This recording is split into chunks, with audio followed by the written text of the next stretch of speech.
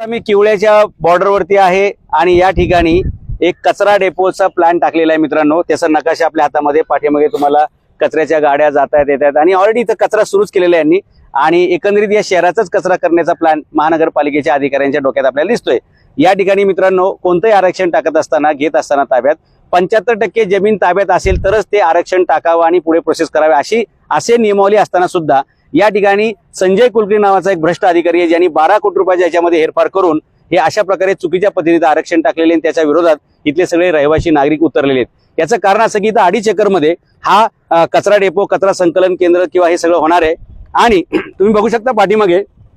एकदम hi fi society आहे। तर त्या बिल्डरनी इथल्या लोकांना सांगितलं होतं की इथं गार्डन होणार आहे, मोठं गार्डन असणार आहे आणि ते गार्डन दाखवून या बिल्डरनी बुकिंग केलेले। आता तिथल्या नागरिकांवरती पश्चाताप करायची वेळ आली आहे आणि त्यांना रोज इथं कचरा बघायची वेळ आहे आणि हवेची दिशा जर तुम्ही बघितली तर इकडून या बिल्डिंगकडे जे म्हणजे खिडकी उघडावी तर कचरा बघा आणि जर खिडकी उघडावी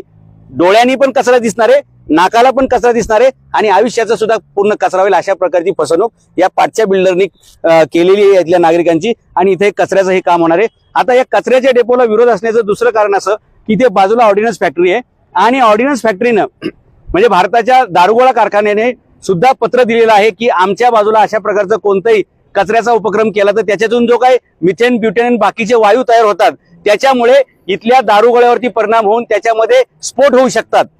आणि हे खूप डेंजर गोष्ट आहे मित्रांनो। म्हणजे लष्कराने दिलेले आदेश लष्कराने दिलेल्या सूचना सुद्धा डावलून अशा प्रकारे आरक्षण टाकतात कारण 12 कोटी रुपये खायला मिळतात। म्हणजे हे अधिकारी फक्त खाण्यासाठीच जगतात का आणि खाऊन खाऊनच मरणार आहेत का अशा प्रकारचं चित्र इथे आहे। जर उद्या इथे म्हणजे पूर्वी या कारखान्यामध्ये एका कामगाराच्या हाताला फक्त चुना राहिला होता, त्या चुन्यामुळे आतमध्ये स्फोट झाला होता मित्रांनो आणि हा जो वायू इकडे पसरणार आहे जवळपास 3 किलोमीटरच्या डायमीटर मध्ये इथं लोक श्वास घेऊ शकणार नाहीत। जिकडे पण हवा फिरेल तिकडे दुर्गंधी पसरेल आणि इकडे दारुगोळ्याचा स्फोट होण्याची मोठी शक्यता आहे। आणि जर भविष्यामध्ये असं काही झालं,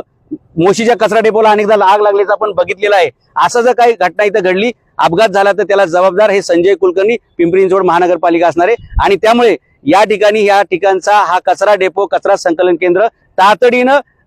रद्द करण्यात यावं। 48% फक्त आणि 75% आरक्षण म्हणजे जागा ताब्यात असल्यानंतर ते ताब्यात घ्यायचं असतं असं नसताना फक्त 48% म्हणजे